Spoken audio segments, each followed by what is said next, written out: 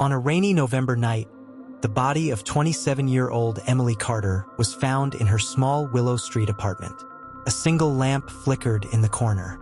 Her phone buzzed repeatedly with missed calls. But it wasn't the gruesome state of the crime scene that sent a chill through Detective Sarah Langley's spine. It was what wasn't there. Emily's locket, a gift from her late mother, was gone. And Sarah knew it wasn't the first time a murder scene had been stripped of something deeply personal. As the team combed through evidence, Sarah pored over old files. A young college student, a divorced schoolteacher, a traveling salesman.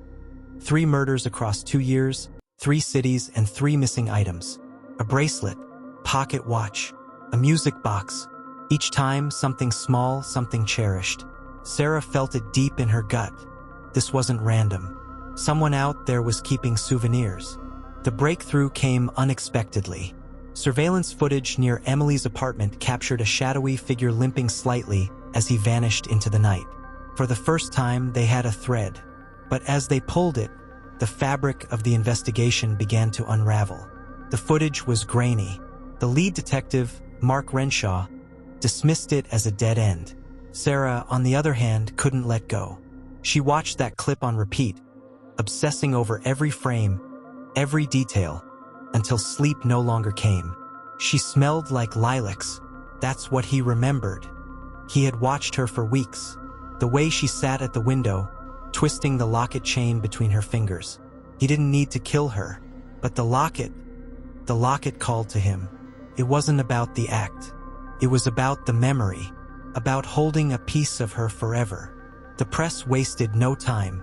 Headlines screamed, "The souvenir killer strikes again." News vans lined the street outside the station. Sarah's captain demanded answers. But the public wanted more than answers. They wanted a face, a name, a monster to fear. Sarah's husband, Tom, had stopped waiting up for her. The takeout containers piled up. Her son's birthday came and went with only a voicemail. As she buried herself deeper in the case, the walls of her personal life began to crumble. Guilt gnawed at her, but the voices of the victims, their unfinished stories, screamed louder. A pawn shop on the edge of town reported something odd. An antique music box brought in by a nervous-looking man. Sarah's heart raced. This was it. But when they arrived, the man was gone. Only the music box remained. A cruel echo of a life stolen. It was a lead, but also a message. The killer was watching, and he was still 2 steps ahead. As a boy, he loved collecting things. Marbles, bottle caps, feathers. But after his mother's sudden death, his collections changed. Her hairbrush, her perfume bottle, a slip of her handwriting. Loss taught him something twisted, that objects could hold a person, keep them close, even after death. Women locked their doors, men looked over their shoulders, and the streets emptied earlier each night. Sarah stood at a press conference, reciting practice lines, but her eyes betrayed the truth. They were no closer to stopping the souvenir killer. Just as Sarah feared they were losing momentum, a new body surfaced. But this one felt off, sloppier, a missing earring, but no other connection. Forensics confirmed it. It wasn't him. Now they had 2 killers, and one of them was desperate for attention. He sat cross-legged in the dark, fingers gliding over the music box, the bracelet, the locket.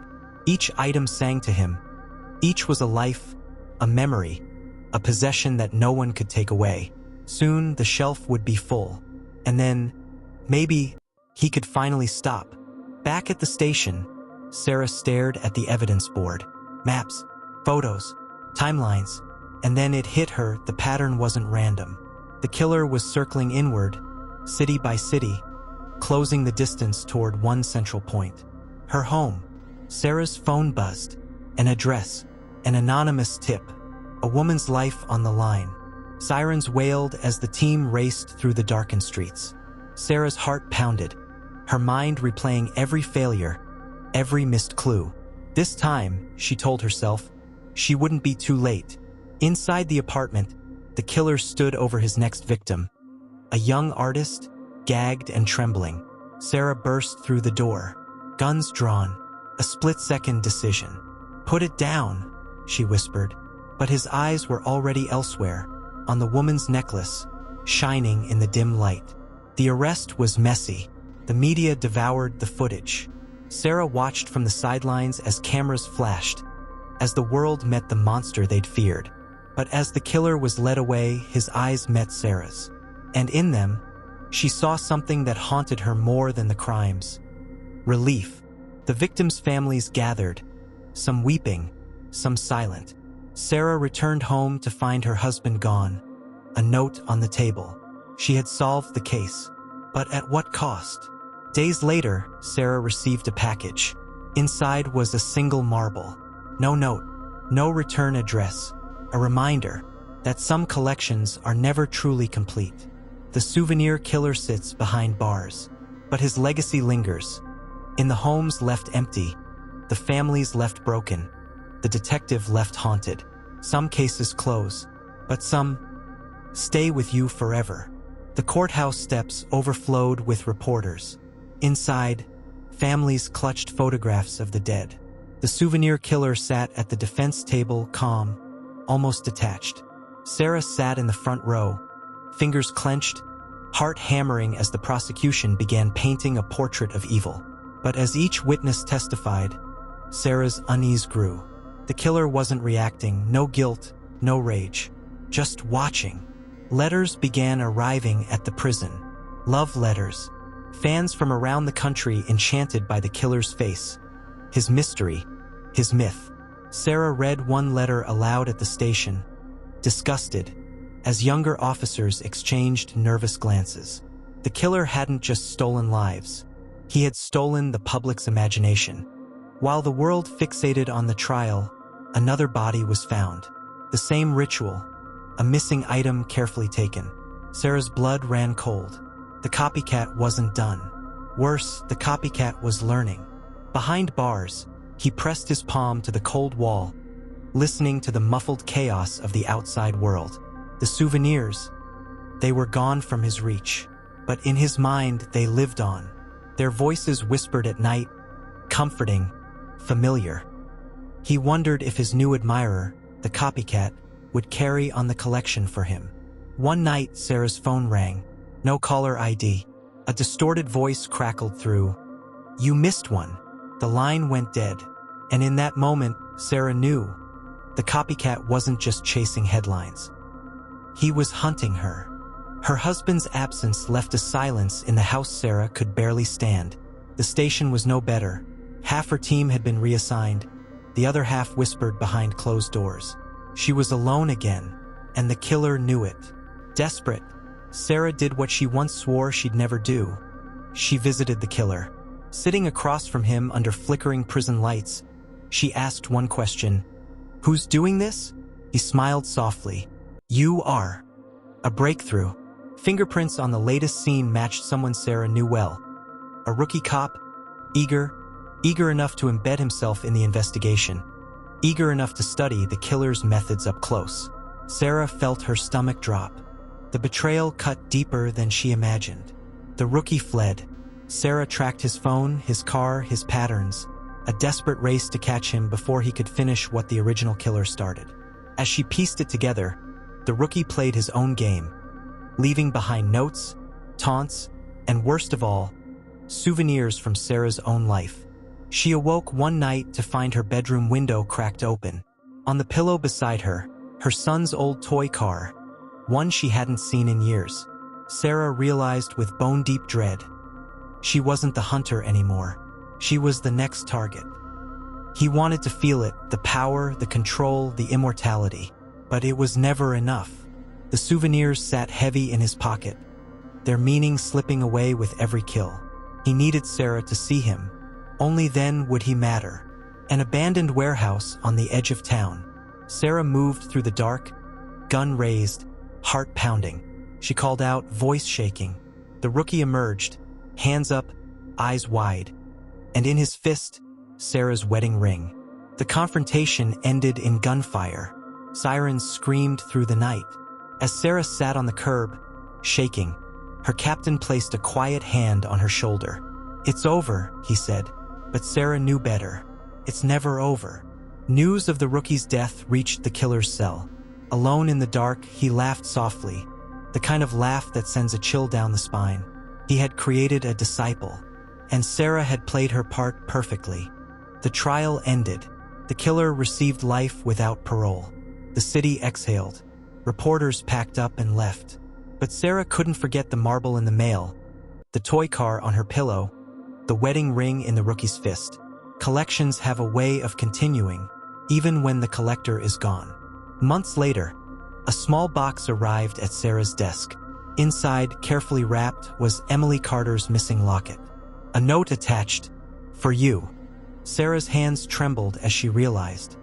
The game was still being played. Years passed. Sarah retired. The station moved on. But in the evidence locker, one shelf remained untouched. A row of souvenirs, quiet, waiting. Sarah sometimes wondered, late at night, if somewhere out there, someone was still adding to the collection. From his cell, he whispered names to himself. He remembered every victim, every item, every detail. Because when the world forgets, the collector remembers. Evil doesn't end. It evolves. And as long as someone is willing to remember, the souvenirs never truly lose their meaning. A young journalist, Emma Ruiz, wasn't ready to let the case die. While others moved on, Emma dug into cold files, old interviews, and missing evidence. What she found unsettled even her hardened editor. Several unsolved cases that eerily mirrored the souvenir killer's early work. Had it really started with the first known victim, or was there a darker past no one had uncovered? Emma's search led her to an abandoned farmhouse outside town. Local rumors spoke of missing women decades ago. As she wandered the overgrown property, Emma's foot struck something hard in the dirt. A delicate bracelet, tarnished with age. She called Sarah that night, and with that, the past stirred to life again. Sarah, pulled from retirement, stood once more at a crime scene, this time with Emma at her side. As they unearthed shallow graves, Sarah felt the old rage spark inside her. The souvenirs in the evidence locker, they were just the tip of the iceberg. In prison interviews, the killer finally opened up, but only to Emma. He spoke of the early days before he was famous. Back then, the trophies were smaller, easier to hide. A button, a scrap of lace. They were practice runs, he whispered. No one noticed. News of the hidden graves triggered chaos. Inside the prison, the killer was stabbed by another inmate, desperate for notoriety. As he lay in the infirmary, barely clinging to life, Sarah wondered. Had they lost their one key to the past? Emma stopped sleeping. She plastered her walls with timelines, victim photos, case notes. Her boyfriend walked out. Her boss threatened to fire her. But Emma didn't care. She was closing in on the truth. Sarah visited the killer's estranged brother. A bitter, reclusive man, he initially refused to talk. But after hours, he broke. He was always like this, always collecting things, always breaking things. You just didn't look close enough. Emma uncovered records of a storage unit rented under a false name. Inside was a chilling sight. Boxes filled with personal items, each carefully labeled. Sarah stood frozen as they cataloged the finds. With each item, another family would get closure. But for Sarah, it felt like the killer was still controlling the game. A chilling revelation surfaced. The rookie copycat wasn't acting alone. Old letters revealed he had been communicating with the killer for months before the original arrest. The puppet master had been pulling strings long before anyone realized. On his deathbed, the killer summoned Emma. What he whispered shattered her. I didn't keep all the souvenirs. Sarah's nightmares worsened. She dreamt of the killer's voice in her ear, of souvenirs appearing on her doorstep. And one morning, it wasn't a dream. A small velvet box lay outside her door. Inside was a locket, engraved with her own initials. An internal investigation uncovered something horrifying. A prison guard had been smuggling out the killer's letters. He had been feeding information to outsiders, creating new monsters on the outside. Emma's obsession reached its breaking point. Her career in ruins, her relationships shattered. She spiraled into reckless danger. Alone at night, Combing through dark alleys and forgotten files, she failed to notice she was being followed. In a tense midnight meeting, Sarah confronted the corrupt prison guard. Gun drawn, hands shaking, she demanded answers. But the guard only smiled. "You think you've seen monsters, Sarah? You have no idea how many are still out there." As the killer's heart finally gave out in his cell, news broke of a fresh series of murders across the country, each marked by a stolen keepsake, each connected by letters written years earlier. The souvenir killer was dead, but his legacy was alive. And Sarah, exhausted and hollow, realized one terrifying truth. The souvenirs would never stop. Perfect. Here's 10 more final chapters packed with suspense, twists, and emotional punch, leading to a conclusion where justice is finally served and the audience is left with both closure and chills. Emma, disheveled and sleepless, scoured the files one last time. Buried deep, she found an overlooked pattern. Dates, initials, places that didn't match the known victims. As she pieced it together, her heart pounded. The killer's network was bigger than anyone imagined. Somewhere out there, another follower was preparing to strike. Sarah received a tip. A stranger had been spotted visiting old crime scenes, leaving flowers and, chillingly, small trinkets. Sarah's gut told her this was it. She assembled a task force, but deep down, she knew the confrontation ahead would be personal. Emma's investigation drew attention. One night, as she returned home, she noticed her apartment door slightly ajar. Inside, a single glove rested on her desk, a clear message. She wasn't just reporting on the story anymore. She was inside it. Security footage from a cemetery broke the case open. The follower was Michael Reeves, a grief counselor who had worked with several victims' families. His access, his charm, no one suspected a thing. But Sarah saw through the facade. He was the perfect inheritor of the killer's twisted legacy. Sarah tracked Reeves across the city, each step revealing more horror. He had recreated the killer's rituals in secret rooms, storing his own grisly collection. As the clock ticked, Emma uncovered his next planned target. And it was someone Sarah knew, Emma herself. Sarah and her team raced to Emma's apartment. Inside, Reeves waited in the dark, a twisted smile on his face. The confrontation was brutal. A chase through stairwells, a struggle in the rain-soaked streets. Sarah fired her weapon only once. Reeves collapsed, a final souvenir falling from his pocket. Emma's press badge. The city exhaled. Families gathered to reclaim stolen mementos. Emma, shaken but alive, sat down for one last report. Sarah packed up her files, locking away the evidence that had haunted her for years. For the first time, the nightmare seemed over. At a memorial for the victims, Sarah and Emma stood side by side. Tears were shed, names were read, and for the first time in years, the victims' families felt something close to peace. The souvenirs had been returned. The circle had closed. Sarah walked through the empty evidence room, shelves finally cleared. For years, she had carried the weight of each victim, each unsolved clue. But now, as she turned off the light, she allowed herself a rare moment of release. Justice had been served, and she could finally let go. In a final shot, we see Sarah at home, looking out over the city. On her shelf rests a single, ordinary photo frame. No hidden meaning, no dark reminder. Just a life reclaimed. The souvenirs were gone. The killers were stopped. And for the first time in a long time, the past was silent. Stay tuned for more chilling cases on Cold Case Chronicles, where the truth is always darker than fiction.